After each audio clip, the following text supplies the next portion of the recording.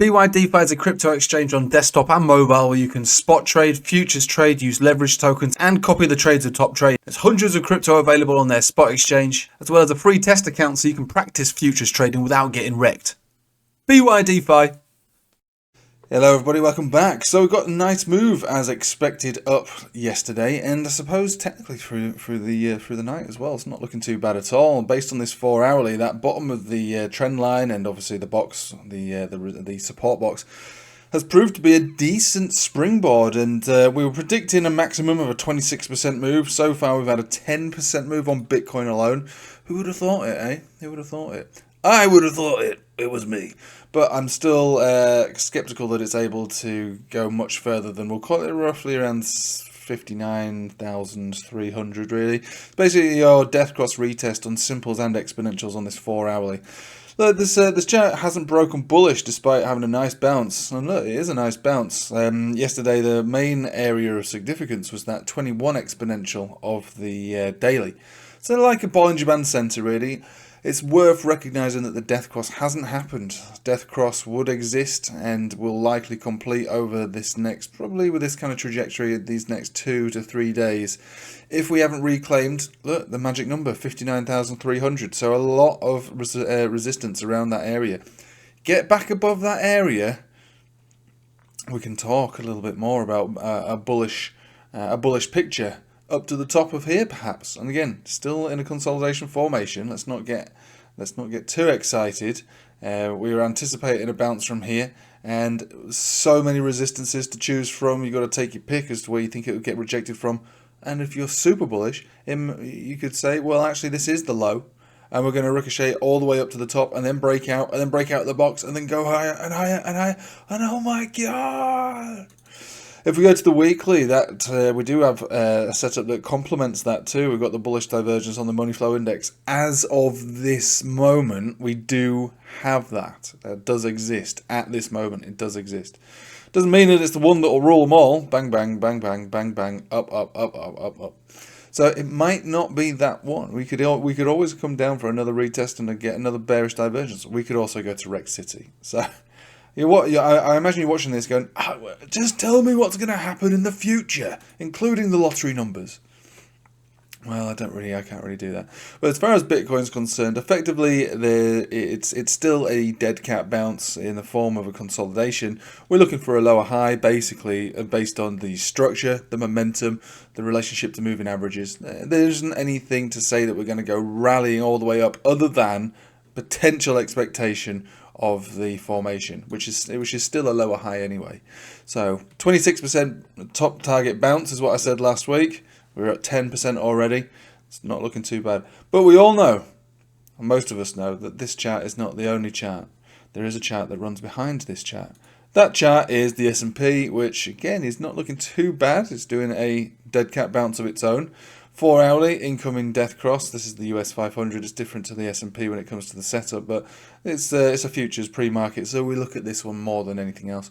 And look, rejection on the 20 and on the 20 and the 21 and the 20, and currently at the moment we're trying to move back up to the 21, which is 5,480, which, until proven otherwise, is technically a short. But there is no death cross on this one, not formed, not quite yet. Let's go to a higher term time frame, being a daily. What do we see on the daily? So we're below almost all moving averages, with a view to perhaps come down to 5,200 or just below that.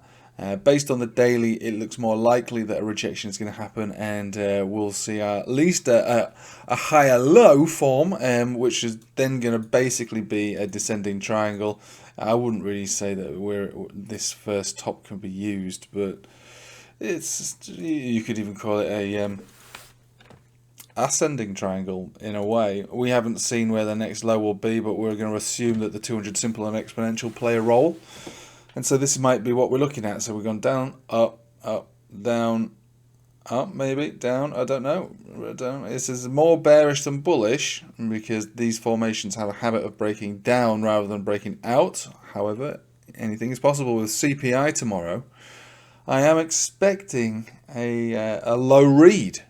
And when a low read comes through, everyone's like so excited about it that they just buy everything, indiscriminate buying across the board. Oh my god, inflation! It's coming back down again. It's not coming back down. Just you know what it actually means. If CPI is at 3%, 2.9%, 2.8, 2.7, it means inflation is still going up at that rate.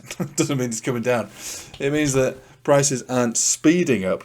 Inflation will never come down. You know, the prices that we deal with right now, they're never coming back down again. That's not what it means. You'd have to have a negative CPI for that to come down, and nobody wants that. And no, well, I mean, lots of people do want that, but let's just remind ourselves, practice this mantra: prices won't come down. Prices will not come down. Lower CPI read just means that inflation is rising at a slower rate. It's still high. It's higher than it should be, at least, anyway. So, all eyes on the charts over the next 48 hours, really, when we get that tomorrow and feeding through to the rest of the week. So, my expectation today, again, this is just an expectation, it's not a call. I'm not saying that this is exactly how it's going to go, but currently Bitcoin 4 hourly, quite a good look, moving up towards 59,000, maybe 59,300, which mimics the daily 59,300 towards the 20 and the 200. As far as momentum is concerned, it's fine. Momentum is okay. We've got bullish divergence on the RSI, we've got bullish divergence on the money flow index, we've got bullish divergence on the MACD, all on the daily. Only a single drive though, it's just one.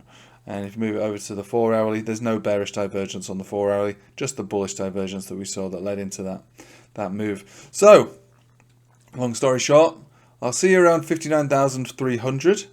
And we will discuss if that is an appropriate place to take a short in our own minds, because I'm not going to be present until tonight on the live stream, and we'll see what happens. I think this is what we're going to be looking at.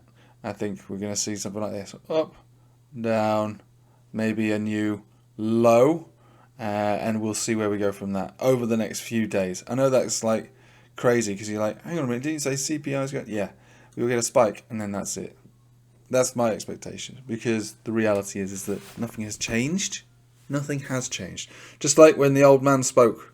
Remember him? He came on. He was relatively dovish, as they like to say. Oh, he was dovish. Buy. Local high. Wrecked. I tried to explain it quite a few times on my videos and throughout the Patreon. I said, look, nothing's changed. It's just a man spoke, and the market's interpreted that in a bullish way. But nothing's changed, and then we came down to make a new local low, so a lower low. So I am looking for this kind of behaviour. It's up, it's down, and it's up, it's down. Yeah, I know. It's both directions, but generally there's invalidations and validations to each setup. If you're looking for a big breakdown, it's going to be below here on the S&P. Below the 200 exponential, and simple on the daily for a larger breakdown into the 4,000s. If you're looking for a breakout, arguably it's going to be above the most recent local high or all-time high, and then we'll get continuation. If you're looking for Bitcoin, if you're looking for continuation, it's building a base and gaining a support on that 200 exponential on the 4 hourly, and which should also be above the 200 exponential on the daily. If you're looking for a breakdown, you're looking for a lower move down to below and back into this box, which is around about 54,500. That should be enough to take you down. And then when we get to this level, this is where we should really sort of pay close attention, because if we lose this area, it does go down into the 40s, and there's nothing that we can do about that other than hope that there is a decent support that we find, maybe with some counter move of momentum that can pick us up, because otherwise the next major support exists down at 36,000.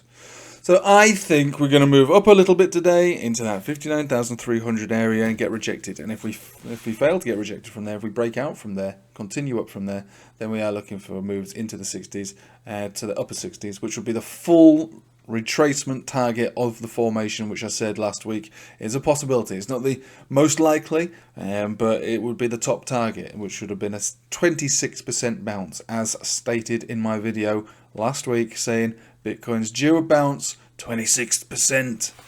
Click on me now. Click on me. That's what it basically said.